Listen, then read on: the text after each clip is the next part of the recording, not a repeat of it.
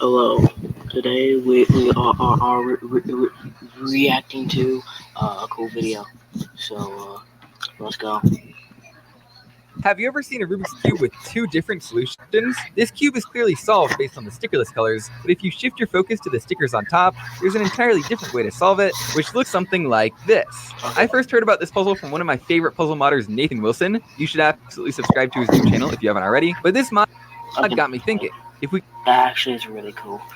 can have a cube with two solutions, then why not three? How many solutions could we reasonably add to a single Rubik's Cube? So in this video, I'm setting myself the goal of 5 distinct solutions, 5 different states that you can put the cube into, and have it be pretty obvious that it's solved in some way. Now, the obvious way to approach this would be to just keep on stacking smaller and smaller stickers until you have 5 colors on each piece. But not only would that be really boring, but I think once you get past 2 or 3 colors, it would just be really hard to tell some of those intermediate solutions. You already have to squint a little bit to see this one, and I want all my solutions to be really obvious. So that means we're going to need to find some other variables.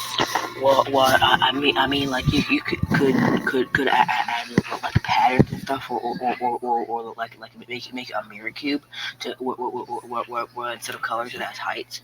But yeah, that would be pretty hard to make though. Besides just the color of the pieces, which is what a normal Rubik's Cube uses to tell the different sides apart. For example, we could also vary the size of the pieces to create a new solution.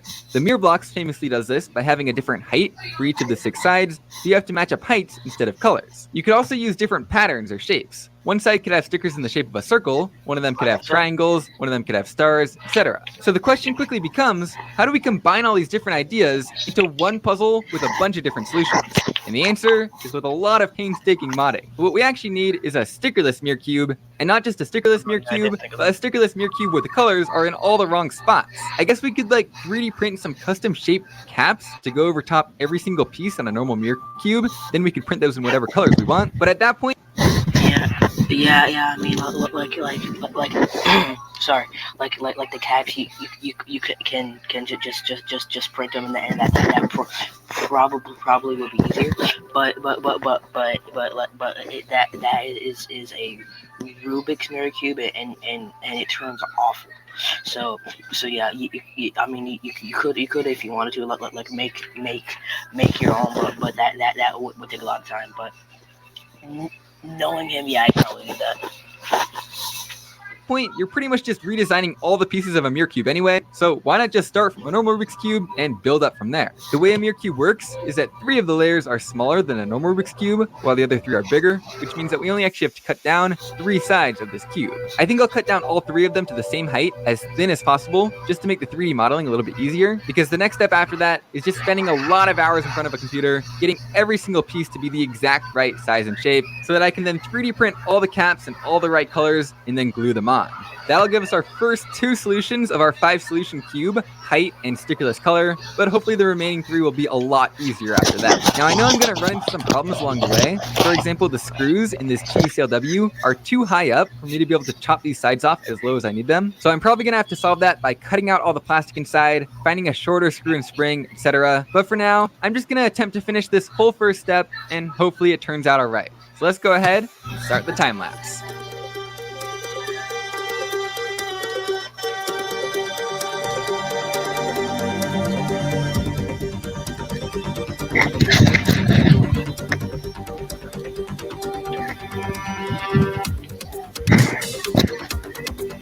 Okay, that's new. I mean, I have seen him do like regular time lapses, but him actually printing it is really cool. Also, 1 second, guys. One second.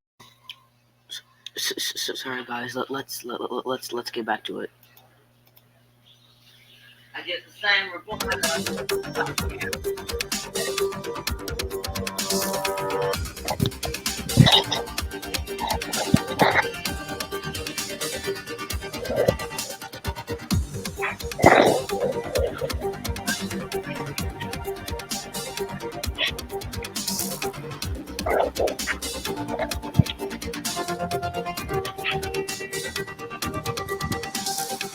guys, all the stuff in the background that is just my grandparents. So yeah, just ignore that.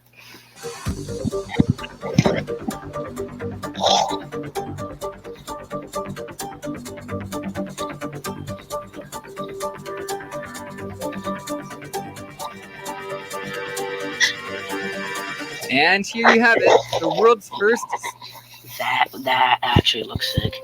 stickerless mirror cube, I assume. All of the cutting, sanding, and gluing wasn't really that bad, but the 3D modeling took forever. I had to individually model 54 unique pieces, each with their own very specific dimensions. And like for each individual piece, it's not just the height you need to know, but also the size of the cut down 3x3 piece underneath it, as well as the heights and exact sizes of all the pieces that it connects to. 1 second.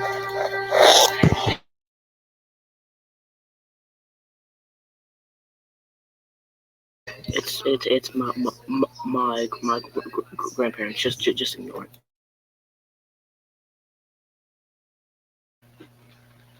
Sorry, guys. Let's get back to it. And it's not just like everything's a simple rectangle. We also have all these crazy three-dimensional connections between pieces with 45-degree angles and cuts, and everything just has to fit together perfectly. This is my sheet of probably incomprehensible notes that I had to write down just to figure out what the pieces would even look like in my head before I started modeling them, and of course trying to calculate what all the different sizes would be. So in short, it actually would have been a heck of a lot easier if I had just bought a normal mirror cube and then design and print some plastic caps to go on top of those pieces. But hey, I guess I can say I've made my own mirror cube now, which was actually a pretty interesting challenge. Now before we start adding any other solutions, let's just real quick show you what this would look like in its other solution. So right now I'm just making the cross, as you can see there, and let's get all the other colors lined up. And then this is what it looks like once it's solved. So a little bit wacky looking, but it is very obvious that each side is its own color, which is what I was going for. As you may have seen, the turning isn't great, but it's not bad either. And it's a little bit weird that you can see the original black pieces under. Wait! If you wanted like to make it turn right, he could add magnets. I mean, it's been done before. Underneath the caps and the different heights of the caps all around. I don't think it detracts from the overall experience too much, but those are a couple of other reasons I probably should have just started with an off-the-shelf mirror cube. Okay, so far we've got two solutions, height and stickerless colors. So what's next? I think the obvious next thing to do is the same as the cube in the intro, and just put normal stickers on top of the stickerless pieces. Obviously, it's a little bit weird because all the pieces are completely different sizes. That is gonna look sick.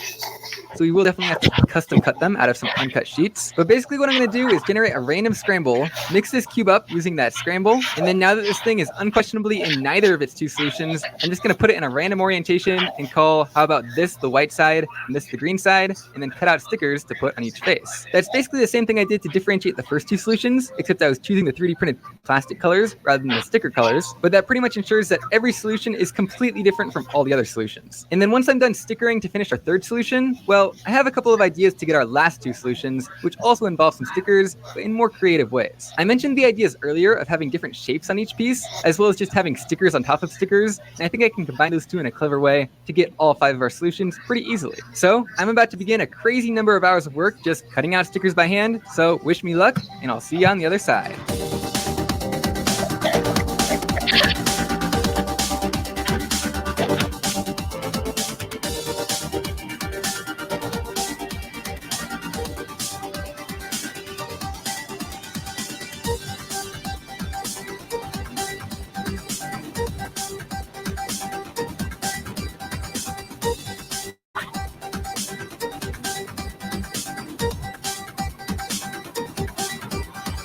All right, all the stickers have been applied, which means that the 5 solution cube is now officially Okay, that looks sick.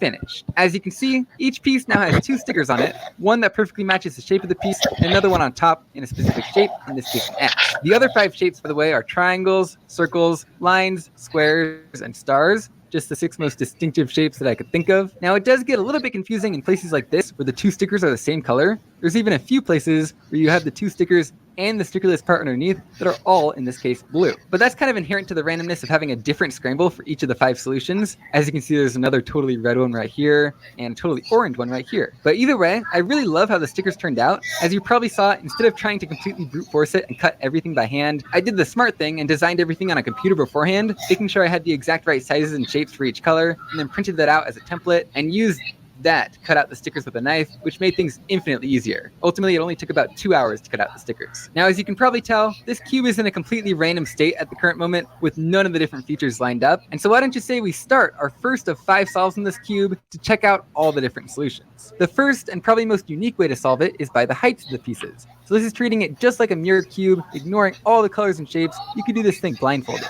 And here we have it. Solution number 1.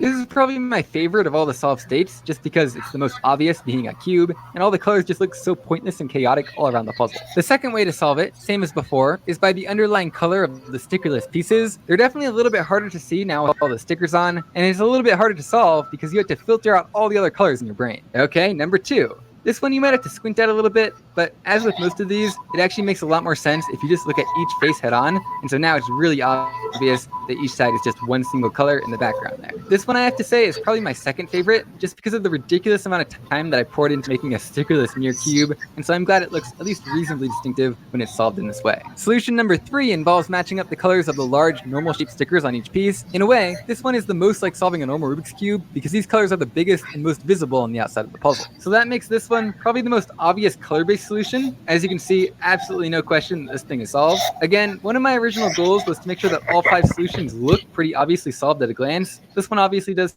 pretty good with that, but let's check out the TV in the background is so loud, so I'm sorry if it messes with the audio.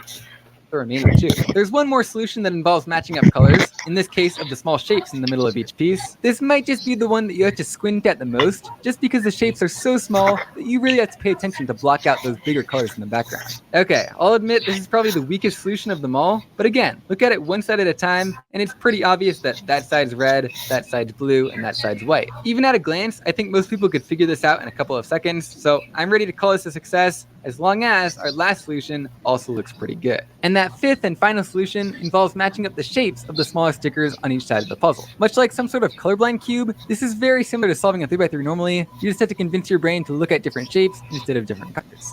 This one, along with the mirror cube, are definitely the most interesting and difficult solutions to solve. This was the first time I actually found myself resorting to the beginner's method, just because I'm so unfamiliar with matching up shapes. But at the same time, it was kind of nice that my brain could just ignore the cacophony of colors and focus on something else for a change. It's actually amazing how easy it is to concentrate while you're doing this solution, as well as with the mirror cube, because you're using a completely unique variable rather than the 3 color ones, which are just competing for your attention. But still, I'm going to call this an absolute success. I think it would be a fun challenge in the future to try and come up with 5 different solutions where only one of them is color, only one of them is shape, one of them is height, and find 2 other things to use. So let me know down in the comments if you have any ideas. As for me, I'm really happy with how this one turned out. I think another fun project would be... Nice. Okay. Again, I'm sorry for the TV in the background, but